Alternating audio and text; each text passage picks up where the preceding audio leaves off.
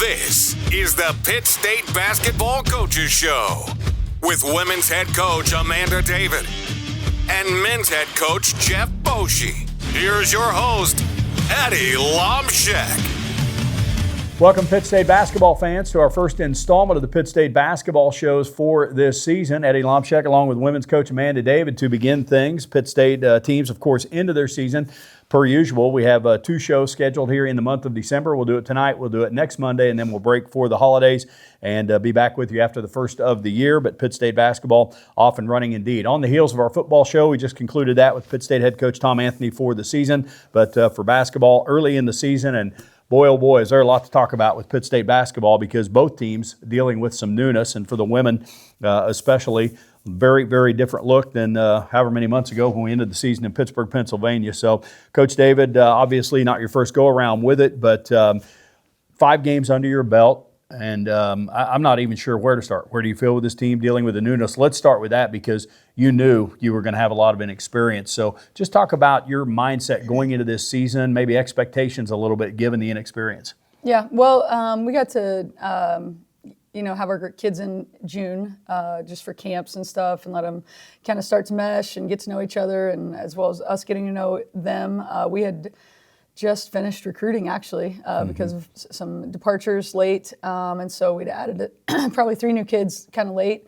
So that's a really important time for us. And then, that doesn't seem like that long ago, but time is just flying. And so this group is inexperienced, but I think they're very talented. I do think we have a really high ceiling, and we're really excited about them, and they're a fun group to coach. So far, I've really enjoyed it, except for that one first home outing was just not very much fun. The first quarter was not bad, and then the wheels came off in the second quarter, and then the third and fourth, we hung with it. We played even the rest of the game. It's just how fast it can go when you let your foot off the gas. And so we've had some really strong emphasis this past week on just competitive nature, not relaxing, focus, execution, things that you can get away with sometimes with another team's inexperience. But Texas women's had lost 8 seniors as well. Yeah. And so that's kind of what was so disappointing. But you learn a lot early in the year, hopefully. You hope your kids respond, and I do think we did get a good response from that.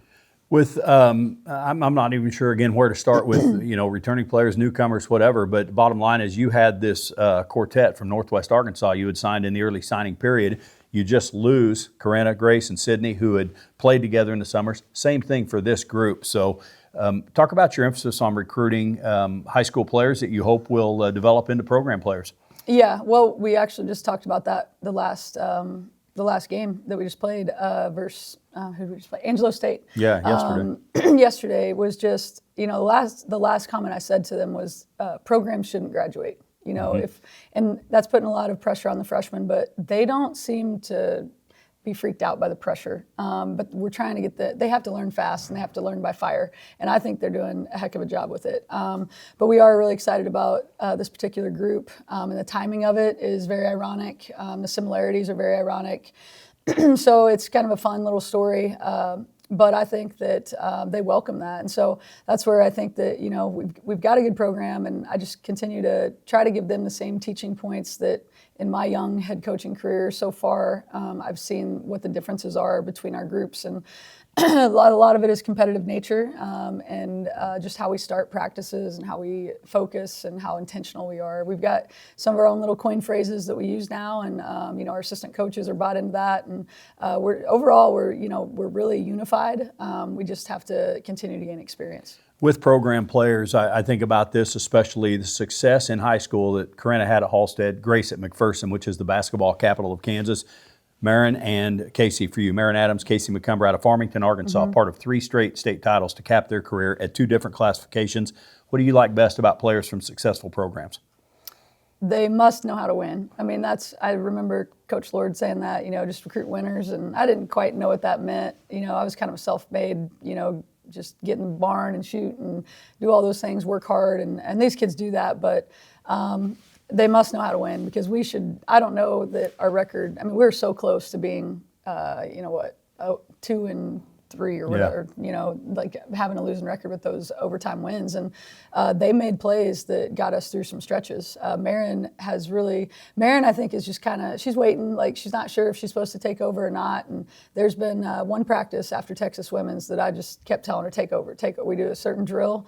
And I just think she needs to hear that it's okay. And we need those two to make plays, and we need Clara to make plays. We need everybody to make plays. Sure. But we need freshmen to know that it's okay right now. Clara had people in front of her, and Hannah and JB, so they kind of had to wait their turn as far as minutes. But these guys are getting a lot of minutes, and in those minutes they have to produce. And I think so far they've done a really nice job of it. I mean, Marin is leading, I think, pretty much a lot of our stat lines offensively. And then, Casey's impact in the post of just being a dog, as you say. I mean, she is just gritty and just gets after rebounds and is physical. She plays bigger than her size. With that, with freshmen, you come to the college game. It's a 40-minute game, bigger court. They may or may not have been exposed to a shot clock in high school, a lot more possessions. But the physical demands are one thing. What do you try and emphasize to your incoming freshmen about the intensity that is needed at the college game in the MIAA? Well, I will say this. Their high school and travel team coaches did a phenomenal job. I mean, Brad Johnson is at Arkansas now. He was at Farmington. Marin, her dad, coached their travel team, and they get over screens as freshmen better than I have ever seen. Okay. I mean, I didn't even know freshmen knew how to get over screens. We spent a lot of time on it as a group. You were in some of those practices talking about getting through screens at Kearney. We spent multiple hours doing that with a veteran group. And so if you are looking at details, watch those kids get through ball screens. For their age, it's really, really remarkable, honestly. And then, Cambry coming from Bentonville, she was coached by Matt in the summers, Marin's dad, and then Lola. Actually, the thing to know about Lola is she didn't play for 2 years. Right. She had torn ACLs. She's torn both of them. And she struggles with a little bit of confidence right now, and she'll say that, but I just try to get her to realize she's playing along with our group at practice every day, and she's been out for 2 years. So what does that say about her potential? Because you don't see a huge gap there. So we're really excited about her future. But so yeah, we're just that experience that they've had, and then how well they've been coached, I think is really what's set them apart. And then they all watched our film. I send them instead of me telling them, I just send them a link to our offense. They all watched it, took notes. Like their dads are telling me they're taking notes. I mean, they are true students of the game, and they do extra stuff. We talk about the do more. That's our little mantra, do more. They do more. They're in the gym every night after practice. I'm like, shouldn't you guys get to the dining hall? Aren't you hungry? And they're sitting there shooting baskets. So it's a great group. Well, and then with that takes me to your returning players. You touched on a couple of them, Jemiah Brown, Clara Swearingen, Hannah Miller. You obviously have Harper back, and I want to get to her separate because she's obviously an accomplished player. When you talk about those three we just mentioned coming back and needing to take on much bigger roles, where do you start on what you try and emphasize with them that this is your time to elevate your game? Confidence. Confidence. I mean, I just tell them, like, you have practiced and worked too hard and too long to not take advantage of this opportunity. But the weight shift is different. What they're carrying right now is different. And we tried to actually get them ready for that a little bit last year because we could. We had a very veteran group, so there'd be days of practice that I was, giving them a dissertation about what it's going to be like next year. And now next year is here. And so they're seeing that come to fruition about, it's different when you don't have that 20-point lead or you don't have the 10-point lead to go in. And if it goes okay, great. And if it doesn't, I mean, it snowballs fast. And that's why that Texas women's game was so meaningful for us. A 1-point loss would have been, a total disservice to where we were at for us to grow. You don't grow in your comforts. And so yeah, that group, Clara, I was really pleased to see her. We actually told Clara to stay out of the gym, because she's another kid that's just in the gym all the time. And we finally, after Texas Women's, Coach Max was talking to her after the game, and she was, just feeling it. And he was trying to explain to her just the mindset thing. And so I just told her, I was like, dude, just starve yourself a little bit. We don't have unlimited shots, because I see you make them all the time in practice and in your workouts. So Max would be like, she'll make 12 in a row. She'll make 20 in a row. So I said, just try not being in the gym. Then maybe when you get to practice, you'll just be like, man, I want to show out. And she did. She had a really nice game and looked really in flow and good in moments. Yeah, with the Angelo State game, your most recent game, she leads you in scoring, career game for her. And when you think about her, you see her maybe sometimes quick to trigger from the three. What do you see from Clara, skill set wise, that she can hopefully become more complete and score on all levels? Well, I know this coaching staff is completely confident in her, and so because, like I said, we've seen it, and so there is some mindset to that, and we've had lots of fun conversations in half times and between quarters and timeouts. By fun, I mean just some really, not maybe confrontational. I don't know how you want to say it, like trying to poke buttons and just get kids to respond. Get them to think about something else, get them to be mad at me, get them to be mad at something. And so it's like I said, it's been kind of a fun group because I feel like they really trust me. Like we can get off the court and we laugh about it and joke about it. And so makes for a fun bus ride and all that stuff and good stories for later. But yeah, we just think that, they'll continue to get that confidence and just be in their moments. That's all we're talking about. And being focused, being intentional. The scouting reports, I mean, all I'm talking about is offense, but the defense was so good against Angelo State. And they're not a great percentage team, but we made goals that we're going to hold them to their percentages. Yeah, it worked out. Clara Swearingen, big game, sophomore out of Nevada. Jemiah Brown, junior wing out of Little Rock. And obviously there are times you're starting three true guards. So talk about Jemiah and the role she is taking on. Well, yeah, we have to get them to be aggressive like guards because when they get a bigger matchup on them, we have to expose that. So maybe the other team will go small. Because if not, we're the other coaches, I mean, if they're watching, they're going to see it in our lineup and they're going to see it in our stature. But we want to be quicker, faster, and get to the rim and those kind of things and go score. We have to score because there are going to be times we're not going to be able to defend some stuff. And so we're trying to get them into that confident mindset of just if somebody scores on you, just go score on them. Taking advantage of little things like free throws, which we did the last game. And so I think for JB, we almost called her Jaboli because we try to get her to think she's a bully because she's the sweetest kid. Like we have the sweetest kids right now. And so I try to get them mad at me most days, get that moxie going. Yeah. And I've been successful with JB a little bit. So, but she knows it's all in love for her and that this is her time. She is such a good kid and she deserves this. So just trying to get her to be a little bit of a bully on the court. And you were at the Drury scrimmage. You saw her take over in that. In 3 quarters, she probably had 25. And then she had 20 points. It felt like the second half of Northwest Oak. Right. She can score at all 3 levels. So we've really been just encouraging her to do that. Harper Schreiner, 3-time all-conference point guard, and you obviously are playing Marin at the point some too, but Harper's been a part of more wins in the last 3 years than any 3-year stretch in this program history. I think 104 games, 104 starts for her. So on the obvious side, she would be someone you look to for leadership. So talk about your expectations of Harper.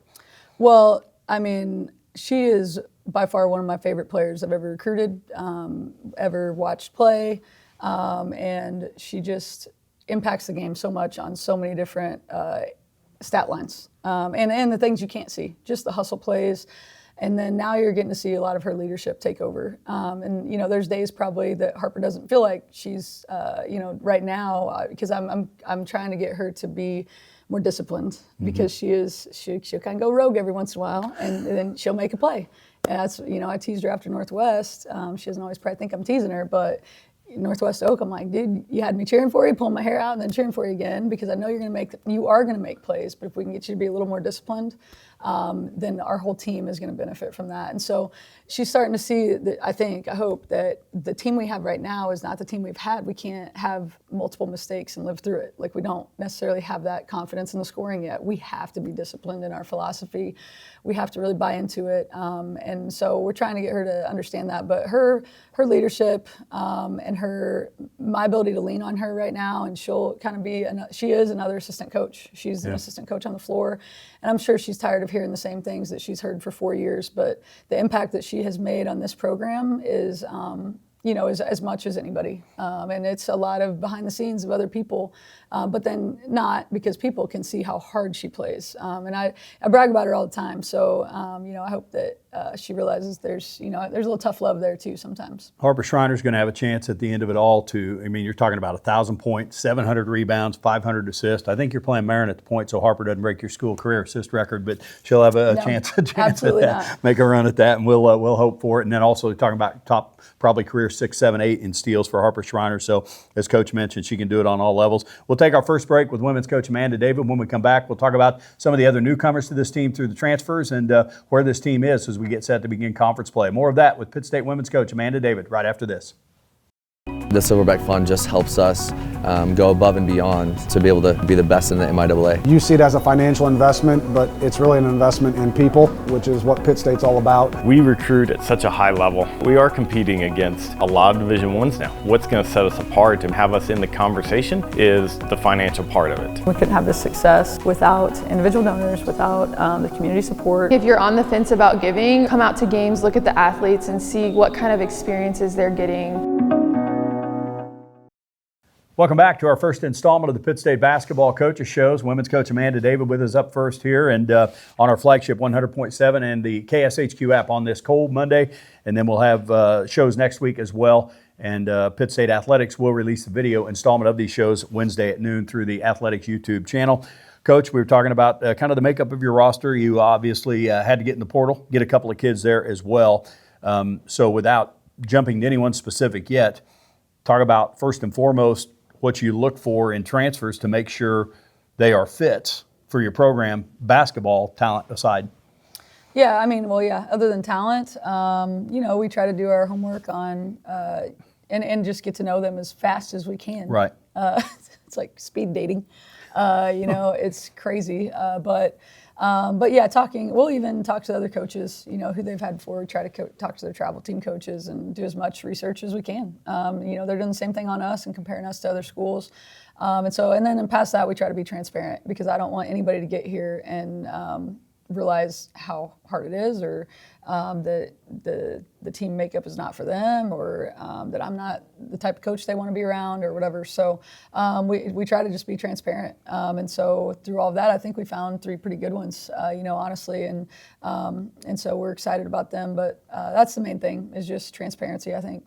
You obviously had big shoes to fill inside with what you lost. And so you have Casey. We've talked about her as a freshman post. You've added a couple of others there. And so with that, and then one of them just made her season debut yesterday for you as far as your bigs go. But collectively, talk about where you feel you are with your post position. Honestly, really good at this point. And for the inexperience that they all 3 have, with nobody being able to show them how to do anything besides, I'm getting older. I didn't play in the post, and Coach Max, we were all guards, but he does a good job of his individual workouts with them, and just great relationships. Him and Coach Fritz both, and then so that always helps kids be willing to come to the office and ready to learn and watch film. They've watched a lot of film, and then just the little ball screen defense, and just there's so many things that go into it. Sure. Amanda, she had really played the 4 more, and she really, when we were recruiting her, she wanted to play the 3. Like she wanted to shoot it. We were like, the transparency, like that's not what you're going to do here because we are trying to fulfill a spot. Yeah, we need that length, right? Yeah, and we are losing a kid that was really, really good in Corinna, and so we tried to show her film like. Dude, Corinna's 6'1", you're 6'3", you can run, you have good hands, like we can develop you and get you, like if you really want to make an impact on a program, we need you and we need you to play this spot. And so she finally bought into it. It was a lot of arm twisting, but she finally bought into it. And I think by next year, I think she'll be one of the best posts in the league for sure. As you get going with this season, 5 games played, you guys are going to go out to Kearney and you start with the regional challenge. Northern State's been a good program. Minnesota Crookston, not as much, and yet Northern had a lot of newness this year. Crookston had, I think, their preseason player of the year, among others. You go out there and win 2 close games. And to start like that with your newness and then a 4-point win at Northwestern Oak, it doesn't guarantee anything, but you'd rather win the games than lose. So with this team, talk about the importance, I guess, for lack of a better term, of just finding a way to win. Yeah, we obviously we want to sneak out with wins. It's a little bit easier to learn while winning. I mean, if you picture yourself as 1-4 instead of 4-1. Yeah. Like that's a different locker room. That's a different meetings in coach's office, different film sessions, different mentality every day. And we reminded ourselves of that. You know, we were not too quick to be, too confident. And so we worked through that. But yeah, the kid, I mean, they should believe that they can win games now. You know, seeing Clara run through that baseline against that zone at Northwest Oak, get in the corner and see the same shot that she saw last year at Fort Smith. Right. And to have our kids share the ball with her. I'm trying to get them to share the ball so they can feel those connections. And I thought we did a better job of that. I was versus Angelo last night and got rewarded for it. We finally made some shots because we shared the basketball the right way. And so, yeah, I think that, us being able to win those games was huge. Just for this inexperienced team to believe that they can do it. And then we've got, to, as coaches, we have to do a better job of just being in their, honestly, ears. their ears. Thanks for my vocabulary help there. In their ears about just the competitive nature every day at practice and bringing it every day. Go to Northwestern Oak, long trip out there to Alva, not quite to the panhandle of Oklahoma, but you can see it from there. Alva, Oklahoma, the only thing blocking the wind's a 3-strand barbed wire fence, and the top 2 strands are down. It's a lonely place, and so make that long trip. That was a pretty raucous atmosphere. Yeah, because it was awesome. There is maybe, I'm going to guess, not much else to do on a Thursday night in Alva, Oklahoma. So I was right there, and their student body was right on top of me. It's a town of 5,000, a school with 2,100 kids, and they were all at that game. That was a pretty full gym. It's not real big, but loud atmosphere and all that. So the first 2 wins at Kearney are nice. You're on a neutral court, not a big crowd at their big gym. Talk about, showing a little toughness against a unique style with their zone and pulling that one out. Yeah, zone for 40 minutes, a whole 7 new Real people. active zone. Yeah. Oh my God, that's the best. That was a very good zone. They had they had 7 returners, I believe. Yeah, they had a really veteran Most team. of their starters back. They were bigger than us. They were bullying us around. They were more physical. Not because we weren't. They were just stronger and bigger girls. And that was to their strong point, And so it was really a toughness, mental toughness situation of just going against the zone for that long and not having success, honestly, at times. And so I just was really proud of our girls for that fact alone. And then we hit some big shots. JB got going. We've had different people step up every game, and so that's been an important piece. But it was a hostile atmosphere, that is for sure. And so it was really good for our kids to have to go through that and to, like I said, be able to get the win.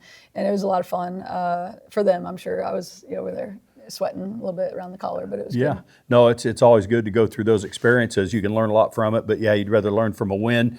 You come back home, the home opener, carrying this number 2 national ranking, and Texas Women's come in, and they've been a great program as well. 113 wins, I want to say, in the last 4 years, something like that. So they've been really, really good. 25-point loss, nobody wants to taste that. You can go in there as a coach, I'm sure, and peel the paint off the wall. There's an embarrassment factor, whatever you want to say. But it's only the 4th game of the season. You have a lot of season left. So what were the biggest things you tried to emphasize after that game? Competitive nature, and that we let the wheels come off in the second quarter. We never got our footing back, and we just completely fell apart. And we cannot do that. We talked a lot about, for the kids that were returning, situations that had happened in the past. I mean, we're at the regional tournament at home in front of 2,500 people. We get down 13 and 14. And the mentality of the players makes a difference. Like, I can be over there, I can only do so much. You have to respond, and you have to respond to the event. And one of the things we talked about was just, I feel like sometimes our kids were more upset because they haven't been through this, more upset about what I was yelling at them about or getting into them than what the other team did to them.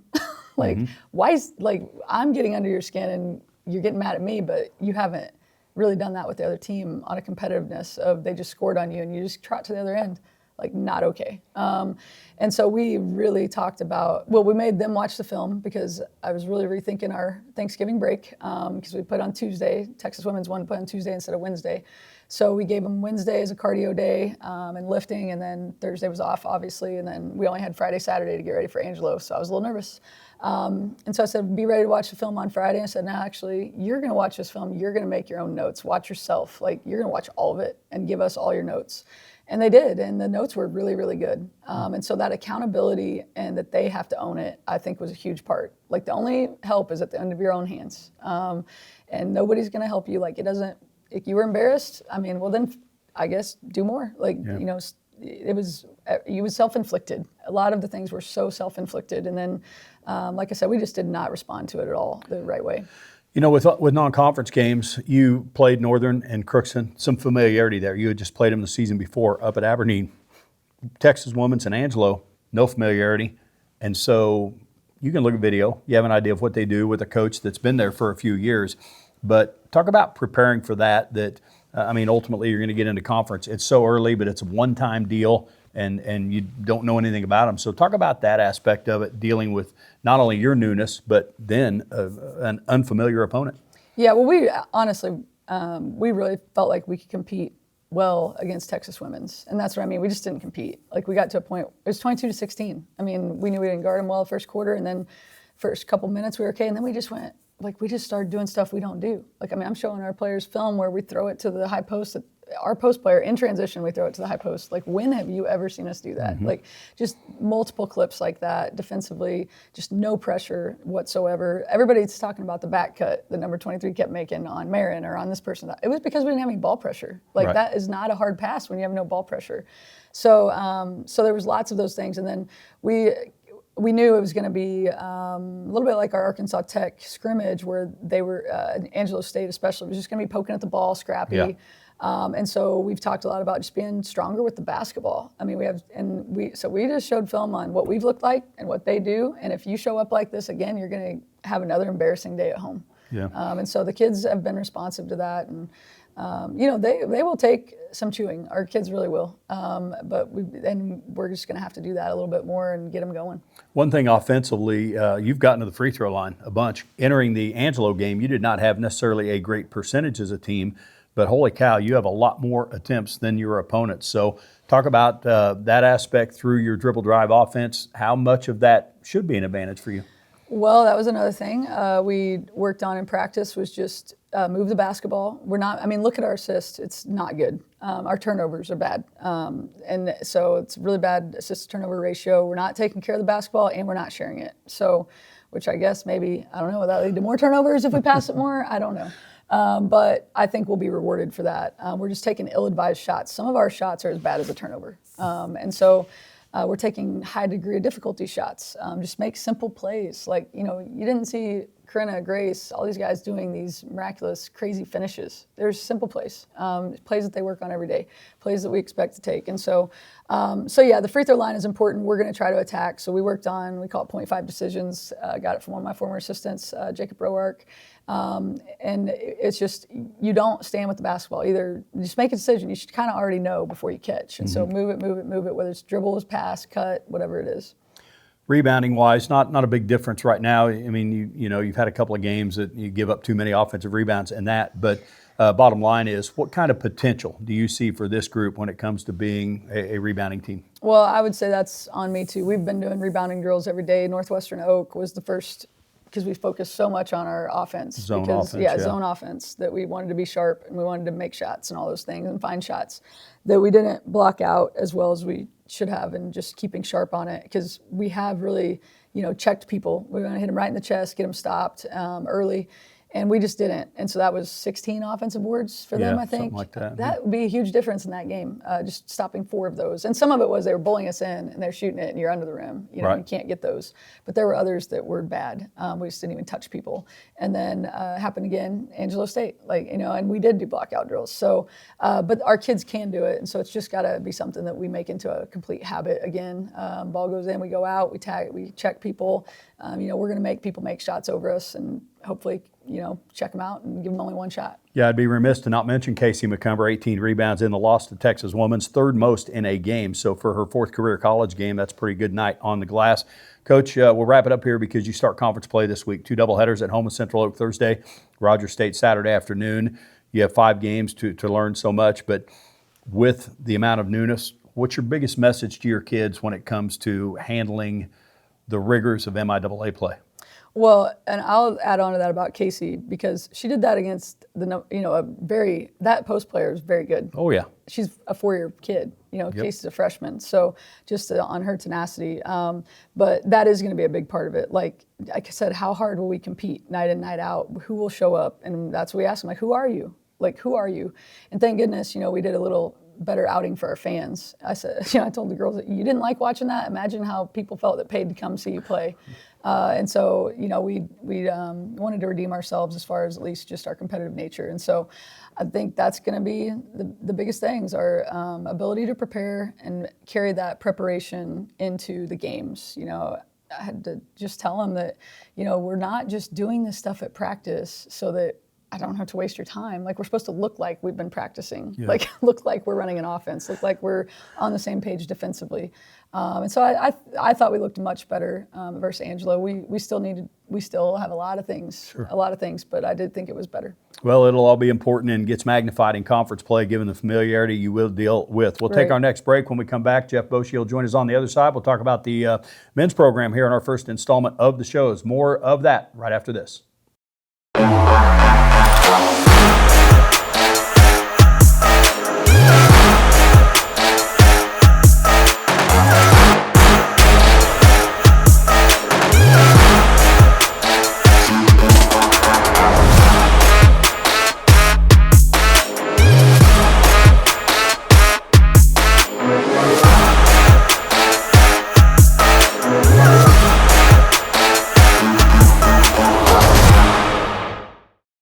Welcome back to our Pitt State Basketball Coaches Shows on this Monday. Eddie Lomshek with you, and joined here on the back half of the shows by men's coach Jeff Boschee. Pitt State teams will open conference play this week at home with Central Oklahoma on Thursday, Rogers State on Saturday. Gorilla men have a couple of more games under their belt because they played an early season exempt event up in St. Joe, and so 8 games for them going into conference play is 2 to 3 more than normal. And so, Coach, just like we talked about with Coach David last segment, you're dealing with a lot of newness, 10 new players on your roster this year. So just from that standpoint, take me back to the start of really the fall semester. You get those guys on campus and you're getting ready to start, preseason workouts in September, whenever it is, and talk about your mindset given the newness you did have.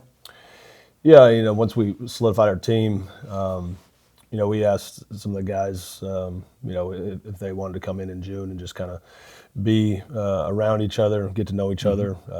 They can lift as a team in the summertime, and then they did, played pickup when they were around. And so we had the guys in the first 2 weeks of June. They were around for camp, so just getting to know each other. So it wasn't so new when we started hitting the ground in August, and we're walking into the first team meeting and nobody knows each other. So I thought that was really big. And the freshmen that we recruited, especially the ones that we signed early, and EJ and Maddox and Ethan and Landon, those guys kind of met each other and played each other in AAU and kind of knew each other, just messaging back and forth how kids do it now on social media. And so they kind of created a little bit of a bond. And then we signed Mason a little bit later and Jack and then, the transfers after the season. But I thought that was really important, that 2 weeks in June, just to get to know each other and kind of hit the ground running a little bit. And made it a lot easier for us when we got everybody back in August and starting with the first team meeting and getting into the practice side of things. Freshmen are going to be away from home for the first time. They're obviously adjusting to the college life, and then never mind the difference in physical side of things with college sports. What are the biggest things you try and emphasize to your incoming freshmen about what to expect in the program?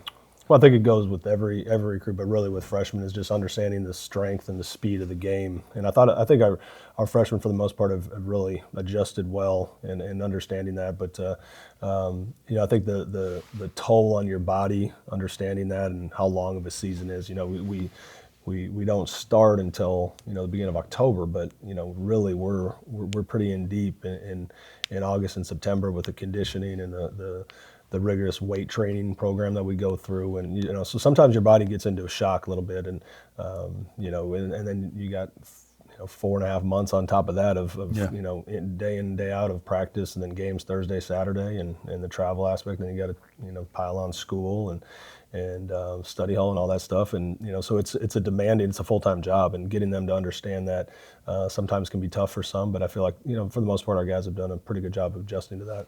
And with that freshman, this day and age, you obviously have to look at a lot of things with the kid. Can he play at this level? Take me through that as the mind of a coach. You want to be you guys are a very well-respected program and a really good Division II conference.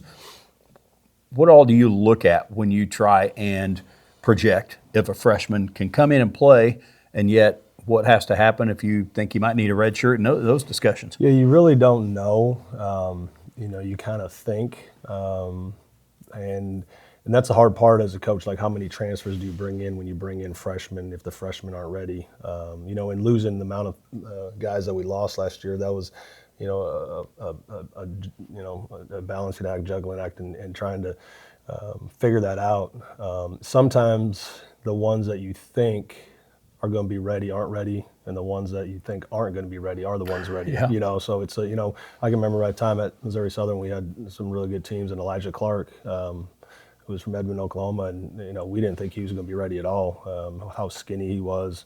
We thought the size of the guys in the league would really bother him, and after the first scrimmage, we're like, oh, he's starting. So you just never know. I mean, and a guy like Landon, who's not got the biggest build physically, will he be ready? And he's shown through practice and those first 2 months of August and September that he was one of our better guards, and so sometimes it's just it's a guessing game, honestly, and you try to find what fits what you're trying to do. With a guy like Mason, we've been able to see him grow up in high school, and he's been around since Marquee. He's come to open gyms and played pickup with our guys, and so we've seen him a lot more, and so we kind of knew that he would be ready. Not necessarily coming in and starting right away, but we knew he'd be physically ready, and I think that year at Link year kind of helped him as far as getting ready for the college level, but. A guy like Ethan, I think I knew with Ethan right away that he was going to be ready just because of his size, how hard he played, just the winning mentality that the kid has, and he's been a winner his whole life, and just the intangible things that he does that I think maybe the fans don't see, but the coaches see, and him being able to step in and play that role that Avery played last year.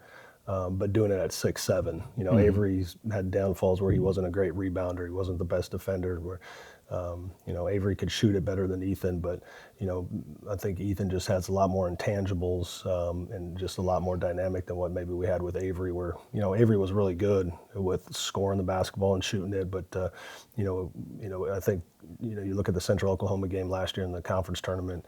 Just the size that they had at the 4 spot and athleticism is something that kind of bothered us. And Avery would be the first to tell you he ain't going to shy away from that. But Ethan, I thought was going to be ready right away. Yeah, and I can tell you this: after the first game I saw for you guys was the Mankato game up in St. Joe, and you watched the first half of that game, and Ethan Sage is wise beyond his years, basketball savvy and IQ and that sort of thing. So when it comes to redshirting a guy. Is it a new rule this year? You can play in so many games and maintain that? Yeah, you can play. I think it's 30%, so it equals about eight games. Yeah. So some of those guys like EJ, Jack, those guys that aren't getting as many playing time, just being wary of that and understanding.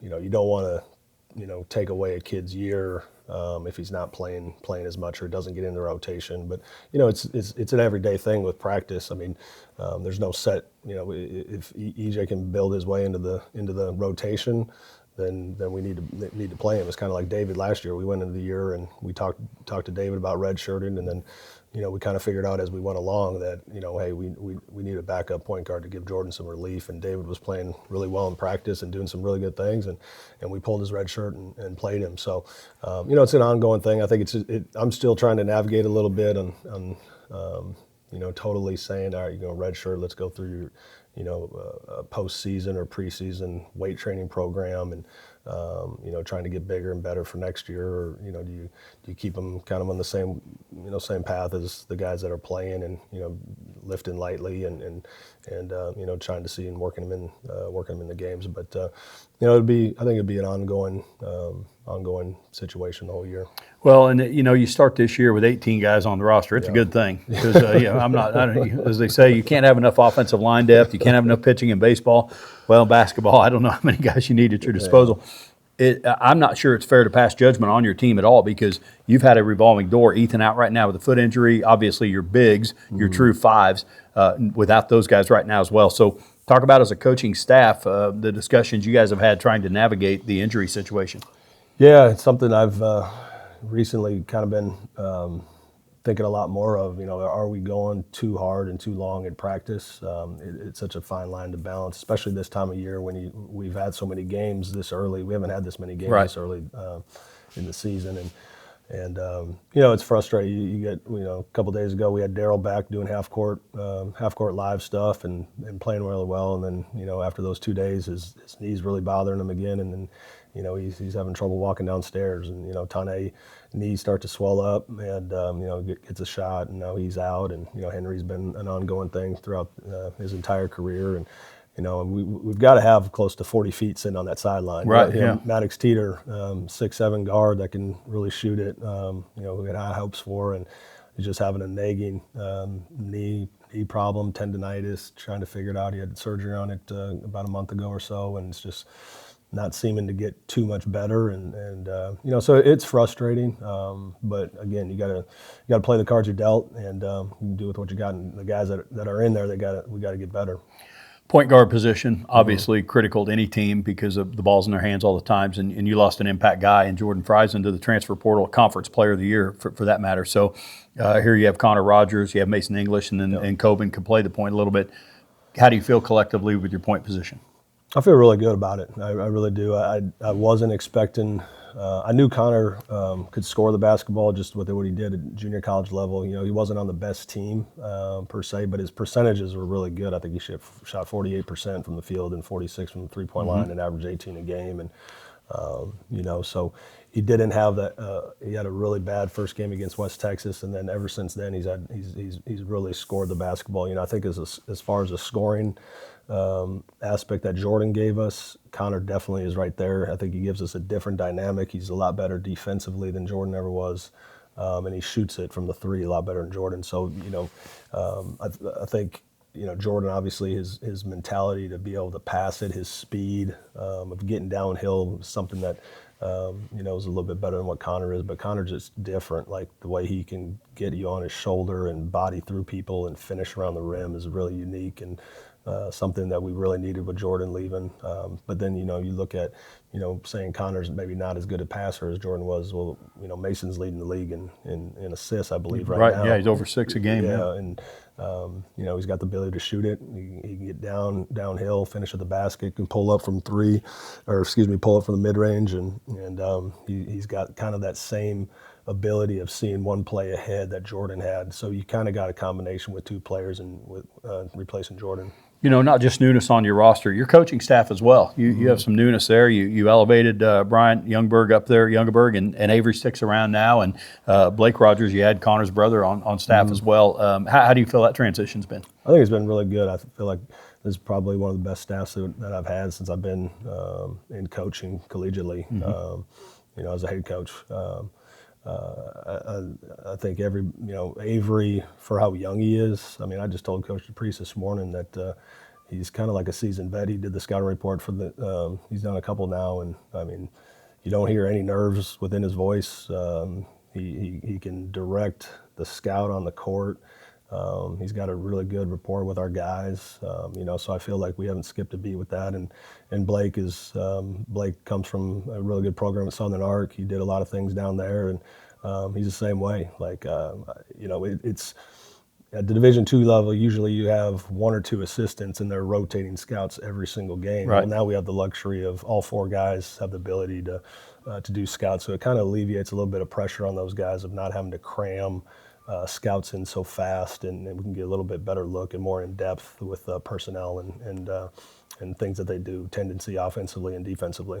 Well, behind every good coach, there's probably a good staff as well, and that's no question with Pittsburgh State. And so I know Jamal's been with you a long time, and then Brian's one of those savant types that he's going to make a really good coach someday as well. So we need to take our final break for this Monday show. When we come back, we'll talk about where this team is after 8 games and look forward to conference opening action later this week. More with men's coach Jeff Boschee right after this.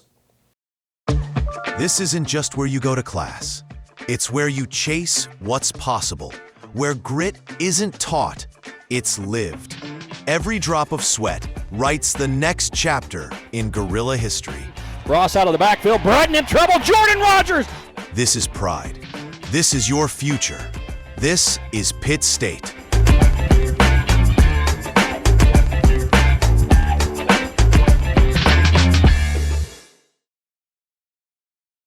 Welcome back to our first installment of the Pitt State basketball shows. Eddie Lomshek along with men's coach Jeff Boschee again on this Monday. You may be listening on our flagship 100.7 or through the KSHQ app. Video installment of the show released Monday by Pitt State Athletics through their YouTube channel. Next week we'll be back at what will be the normal time for the basketball shows, 5:30 to 6:30. Tonight we had the Coach Tom Anthony show with the season wrap for Pitt State football. Next week will be our last segment or last shows of the season of the calendar year. Let me correct that, with the basketball coaches. Then we'll be back in January. Coach Boschee, talking about all your newness and that sort of thing. So 8 games in, revolving door of players, all that stuff. You're obviously 5-3, and I'm sure you feel like you've ridden the roller coaster a little bit. Where would you start in assessing this team and where you feel they are? Well, I like what we've been doing, defensively, taking out a couple games there, so I see it. I think us as a coaching staff, we see the potential of where and what we could be on the defensive side of things. We just got to do it on a more consistent basis. Definitely losing Ethan in the last 3 games has hurt us just with his versatility defensively, his ability to rebound the basketball and just being a guard out there. And really, like in our offense, the 4 is probably the most important position because he's got so many responsibilities as far as what he needs to do, what he needs to see, and he's got that ability to do that. I think just if we can get the consistent effort on the defensive end of the floor, continue to turn teams over, the 2 games that we had lost with Oklahoma Baptist and Quincy, we didn't turn them over, and we got to get better at guarding the basketball. We got to get better at our communication within the team's offensive concepts and really in ball screen situations and what we're doing. But just feel like we've allowed too many paint touches, too many easy drives, and so we got to clean that up. But offensively, I think kind of in the same boat. I feel like our offense has been kind of stagnant the last few games. Even the game last night, I feel like we scored it, but I still didn't feel 100% great with it. Like I still feel like I could play with more pace, more spacing, have a better mixture of inside-outside play. So, it's like I said, it's early. We have a lot of time to work on it. We just got to continue to get better and grow. But we have seen how good this team can be because I feel like we played some really good competition and beat some really good teams. And now we just got to continue to build on that and not let 1 or 2 losses affect our confidence in the way we play. Speaking of competition, you opened the season at the D2 Tip-Off Classic in St. Joe. Those games were November 1st and 2nd. That is the earliest in the calendar any Pitt State team, men or women, has opened ever. So not even 2 full weeks of practice. Mm-hmm. Never mind, you played 2 really good programs historically, West Texas A&M and Minnesota State Mankato. So how about getting ready for that, given a really shortened preseason going into your opener? Yeah, and I think that's why August and September were so important. Like we had to put a lot of stuff in, and as a coach, when we officially started practice, I guess when we got our 20 hours in, I felt like we got everything in, but I didn't feel like we got to cover it with the amount of time that we needed to. So and everybody in that classic was in the same boat. So it's not like we're at a disadvantage by any means, but you just want that comfort feeling as a coach that you've covered everything and you've gone over everything. And but the biggest thing is just the mistakes that you make can be covered up by how hard you play and how together you played. And the first game at against West Texas, I feel like our guys played tight. Offensively, we were atrocious. Defensively, we were really good, and that's what kept us in the game. We turned them over. We rebounded the heck out of the basketball, and that goes to show, like no matter how you're playing offensively, your defense has got to come every single night, and whether you're at home or on the road, and it can keep you in games. And getting our guys to understand that no matter how we're playing offensively, making or missing shots, like if we will guard and be consistent and putting pressure on them and causing turnovers and rebounding the basketball, we can stay in any game. You think back to that weekend, and I was with football that Saturday. You play West Texas A&M, and then you're playing Mankato. They had won their first game of that classic. They had played Friday night, actually, and so you play them Sunday. They had some guys back from a national tournament team. What did you see from your team in that Mankato game, just with energy? Yeah, it felt like our focus was really good. I mean, I felt like our guys knew and understood the things that we did wrong. And the biggest thing was turning the basketball over. I think against West Texas, I think we gave them 26 points off of turnovers. So taking care of the ball, and I think maybe that game we may have been under 10 turnovers in the game against Mankato State. But our focus, we put a little press on them. That's the first time we started pressing because we knew they wanted to run a ton of sets, and we just wanted to try to, lower the amount of time that we had to guard those sets. And really it took them out of a lot of stuff. But just our energy, the way we played, just free. I felt like we played a lot more free and just relaxed. Was totally different. Our defense, the way we were able to switch, almost 1 through 5 at times, and not let it bother us inside or outside. It was a totally different mindset, especially on the offensive end of the floor for us. You came back home, had a couple of weekends at home, the Classic and the regional teams with Sioux Falls and also Minnesota Moorhead, who's been another really good program. They had a new coach, but then you get into 2 more regional opponents in Maryville and Oklahoma Baptist. So non-conference scheduling. Talk about your philosophy with that and what you need to do to make sure you're where you want to be when it comes to strength of schedule. Yeah, that's one of the things I know the committee looks at quite a bit is your strength of schedule, and it's kind of a fine line. You got to walk that fine line with having such a new team. Is how hard do you schedule, and trying to build some games in there where you can get a little bit of confidence. But sometimes it's with the way our conference schedule lines up with a lot of the regional teams around us. We're playing 19 games and they're playing 22, so it's a little harder to find games in there. So we kind of had to go with what we got, and I try to schedule tough because I want to see our guys challenge. Last year we decided to go to Washburn in a non-conference game because I wanted to see where we were at, because I knew they were going to be really good, and we got exposed pretty good and figured out some things that we needed to work on, and I think that's the benefit of it. You play really good teams and really good programs traditionally. You're going to find out pretty quick what you're good at and what you really need to work on, and preparing you for arguably one of the best conferences in the country, and playing against that type of competition every single night prepares you. You touched on the number of conference games. The MIAA has changed in recent years. You've been in the league long enough. You've seen when we played 19 and 22 and back to 19 or whatever it is, dealing with these unofficial divisions right now for the MIAA. Too many teams to play everybody twice. So do you have a preference one way or the other, or feelings on what model they use? I'm kind of back and forth, honestly. I like Racy in the grease here and call out the commissioner. I like playing teams out of our conference, trying to find other region games, but it does. The 22 game schedule does make scheduling a lot easier, and that's something I think. Going into coming from assistant coach to a head coach, that's one thing I didn't really understand when I was young is how important scheduling is, and making sure you find that right balance, and how hard it is to find games. It's amazing when you're after my first year, it was pretty easy to find non-conference games. People wanted to play you, but after our second year and third year, I feel like it's been a lot harder to find teams to play. But I'm kind of impartial to either. The bottom line is, I heard Austin Meyer say this one time, with the assistant, or now he was the head coach at Northwest. He's like, talking about being in the region and this and that. He's like, the bottom line is just win. That's all you got to do. Just find games and win them. Yeah, got to win them. You mentioned, transitioning assistant coach to head coach. You talked about your staff earlier. This is kind of an off-the-cuff question. When did you know you wanted to go into coaching? I actually kind of know this. It was probably my junior year.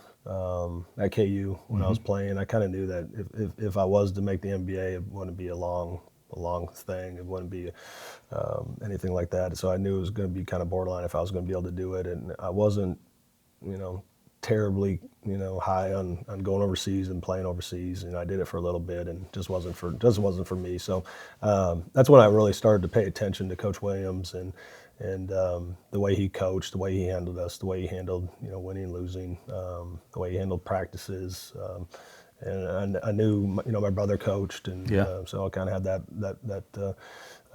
that there, and I just felt like being a point guard, it's I felt like I had a really good understanding of the game, and honestly, I don't know what the heck I'd do if I didn't do basketball. I've talked to my wife about this multiple times when I'm after a loss. I'm like, man, I can't do this anymore. It's like, well, what the hell else am I going to do? You know? Right. You know? Yeah, I'm you not didn't gonna want to play. I'm not going to go beg people for money and sell insurance. I can't do that. Didn't want to play 16 years in Iceland or Turkey or some of these guys do. You hear about these guys that go at different levels of international ball. We could talk all day about some of your stories with that playing. The guys that do it, it's a great experience, but it just wasn't for me. You know, Marquis English, I mean, he could have done it, and he just didn't want to do it. You know, some people want to do it, some people don't. Yeah, that's okay. You get ready for conference play this week, and we'll talk about each opponent ahead of that. Now you're playing teams. You have some familiarity with at least what they do. Personnel is going to change, but with the amount of newness, what's your biggest message to your guys about what to expect when it comes to attention to detail and intensity in MIAA play? Yeah, I think any time you go into conference play, like every game is magnitude, because I mean every team's trying to win a conference title, and I think your attention to detail, like you talked about, your energy, your focus, your attention to scout, understanding personnel, understanding the tendencies of what they're going to do offensively, defensively, and really honing in on that. But just understand that it's a whole nother level from what we've played so far, and you know, being, you know, where we are and what we've done thus far, like, you know, I told our guys that I think it was after the Maryville game, like, you know, nobody knew what we were or, you know, what to expect out of us. So maybe sneaking up on some people, just with having so many new guys, and now, you know, some of the wins that we've had, you know, you're going to get, you know, every team's best shot, and it doesn't matter if you're at home or away. And the coaching in this league is remarkable. You know, the first 2 weekends, you know, Justin does an unbelievable job at Rogers, and Coach Hoffman's been around the game for a long time, and you know, so it's a whole different level our guys got to get ready for. Yeah, it's you know, some teams you play twice, so if you lose one, it doesn't have to kill you, but you're at home, right? The first two, got to take care of home court, because you're going to have to go to both these places, Central Oak and Rogers, and so much of that goes into it. Other teams you play once, it puts a little more importance on it. So conference play begins. It is a different feel. These will be the only two conference games this calendar year for the Pitt State teams. Thursday night with Central Oklahoma, and Saturday afternoon with Rogers State. And with that, we're out of time for this first installment of the show. Big thanks to Coach David and Coach Boschee for their time. Again, we'll do it next week for our final installment this calendar year. That'll be at our normal time of 5:30. But big thanks to them, and I'm Eddie Lomshek. Thanks for being with us, and go Gorillas.